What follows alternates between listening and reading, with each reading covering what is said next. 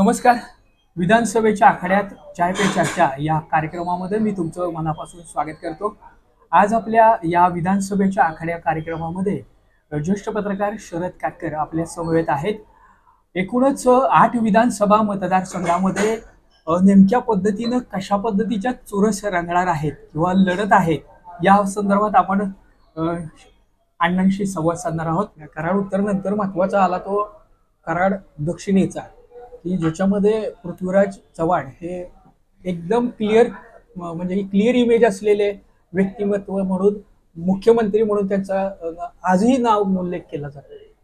दुसऱ्या बाजूला अतुल भोसले यांना आता उमेदवारी भाजपने दिलेली आहे.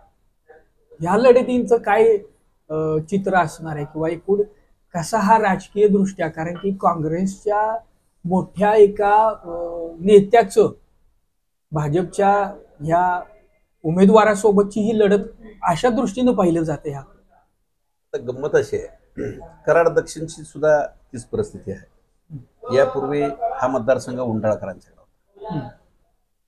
कराड दक्षिण मधून उंडाळकर हे निवडून यायचे, त्यांचा एक गट आहे.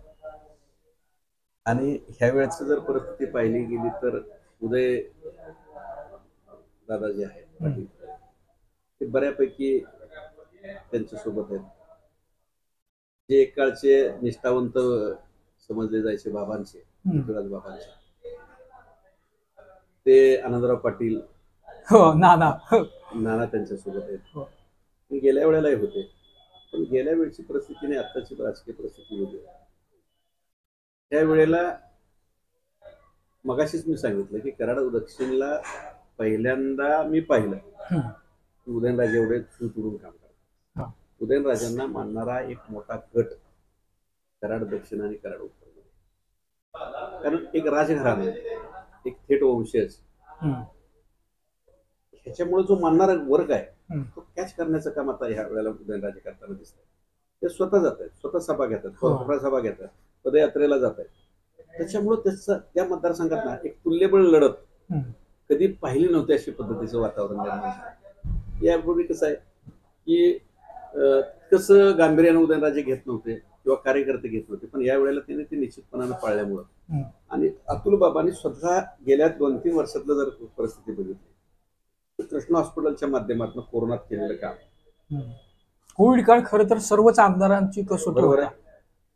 त्याच्यानंतर वाढवलेला जनसंपर्क, या सगळ्या गोष्टी गेल्या तर ही तुल्यबळ लढत असेल निश्चितपणा. कारण बाबांची ही अस्तित्वाचीच लढत आहे, पण उदयनराजेंची मात्र प्रतिष्ठेची. कारण बाबांना यापूर्वीच्या लढतीत बाबांना पराभव सुद्धा पडतो, उदयनराजे स्वतः उतरले.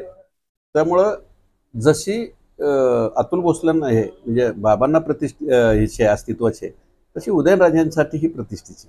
म्हणजे अतुल बाबा म्हणताय नाही, पृथ्वीराज बाबांच्या अस्तित्वाचे, पृथ्वीराज बाबांच्या अस्तित्वाचे, पण उदयनराजेंची प्रतिष्ठेची. कारण उदयनराजेंच्यासाठी म्हणजे एक काळ असा होता की उदयनराजे ऐवजी लोकसभेला अतुल बाबांचं नाव पुढे येत होतं. आणि ऐन वेळेला उदयनराजांनी केलेल्या ज्या खेळ्या आहेत किंवा राजकीय पटलावर टाकलेली ज्या सोंगट्या होत्या त्या परफेक्ट बसत गेल्या आणि उदयनराजांना नाविलाजानं भाजपला उमेदवारी द्यावी लागली. कारण तुम्हीच खरे तर त्याचे नाही, ह्याचं कारण असं आहे की त्याचा संदेश वेगळा गेला असता. जर राजघराण्याला डावलून जर तुम्ही हे केलं असतं तर फक्त भाजपला एवढं भोगावं लागलं असतं त्याचं की शिवाजी महाराजांचे वंशज तुम्ही डावलता आणि शिवाजी महाराजांचं नाव घेता, हे विरोधकांनी बरोबर तेवढंच उचललं असतं. म्हणून आम्ही तो खरं तर त्यावेळेला त्यांच्यासाठी केलेला स्टंट होता. पण त्यांचंही योगदान आहेच त्याला. पण हित ह्या दोघांची मात्र प्रसिद्धी, तिथली जी लढत आहे ना, म्हणजे आता जशा इतर सातारा जिल्ह्यातल्या लढती आहेत त्यात एक लढत ती मात्र जोरात आहे, पण लोकांच्या चर्चेपासून बाजूला आहे असं म्हणायला काही हरकत नाही. पण तिथली फाईट मात्र अतिशय तस्सल फाईट आहे. काँग्रेसचा एक बडा नेता, कारण की आज राहुल गांधीची जी वक्तव्य चालू आहे, त्यांनी जे पहिल्यांदा एक नेरेटिव्ह सेट केलं, अशा अर्थाने सगळे विरोधी गट विशेषतः भाजपा, अमित शाह असतील, मोदी असतील म्हणतायत की संविधान बदलणार अशा पद्धतीने त्यांनी वक्तव्य केलेली होती. आता नुकतंच उदयनराजेंनी पत्रकार परिषद घेतली आणि त्यामध्ये त्यांनी एक लेख लिहिला आला, त्या लेखा सोशल मीडियावर प्रसारित केला. त्या संदर्भात म्हणजे छत्रपती शिवाजी महाराज त्याच्या बऱ्याच गोष्टी घडत गेल्या. पण ह्या एकूण सगळ्या गोष्टीमध्ये काँग्रेसचा खरंच अभ्यास असला, पंतप्रधान कार्यालयाचा अभ्यास असलेले पृथ्वीराज बाबा म्हणून काय मग व्यक्तिमत्व, 100% अभ्यास व्यक्तिमत्व म्हटलं. 100% एक चांगलं व्यक्तिमत्व, अभ्यासू व्यक्तिमत्व, माजी मुख्यमंत्री म्हणून केलेलं काम, ह्या सगळ्या गोष्टी ह्या त्यांच्या बेरजेच्याच बाजू आहेत.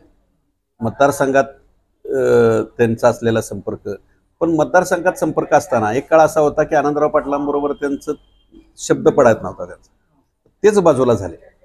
म्हणजे त्यांच्या सोबतची सगळी मेन माणसं बाजूला झाली. त्याच्यामुळं कळत न कळत म्हणजे मुख्यमंत्री असताना आनंदराव पाटलांनी सांगायचं नानांनी आणि बाबांनी त्याच्यावर सही करायची, अशी एक परिस्थिती होती. म्हणजे थोडक्यात एकंदरीत असं की त्यांनी केंद्राच्या राजकारणामध्ये सक्रिय सहभाग घेतल्यामुळे मूळ मतदारसंघ जो सांभाळताना जी कार्यकर्त्यांची सोबत असणं गरजेचं होतं, त्यांना ते थोडासा फरक पडतो, त्याच्यामध्ये थोडंसं अंतर कळत न कळत त्याचा परिणाम 100% होतो आणि तो परिणाम झालाय. पण ह्या वेळेला विधानसभेच्या ह्याच्यात बऱ्यापैकी तिथं निकाल काय लागणार आज तरी सांगणं कठीण होईल, कारण फार घासून अशी चाललेली तिथली लढत आहे. मग आज सांगणं कठीण होईल. पण हे करत असताना पृथ्वीराज बाबांचं एक सर्वसामान्यांचं नेतृत्व अमुक तमुक हे बघण्याचा जो सर्वसामान्यांचा जो कल असतो, ते लोकसभेत असल्यामुळं आणि वरच्या पातळीवर काम करत असल्यामुळं खाली संपर्क राहत नव्हता. आणि खाली संपर्क नसल्यामुळं गेल्या वेळेला कसं झालं की हे सगळे एकत्र असल्यामुळं त्यांचं डाळ शिजली गेली. पण ह्या वेळेला बरेचशी मंडळी जी त्यांच्या भोवतीची होती बाजूला थोडीफार झालेली दिसत आहेत.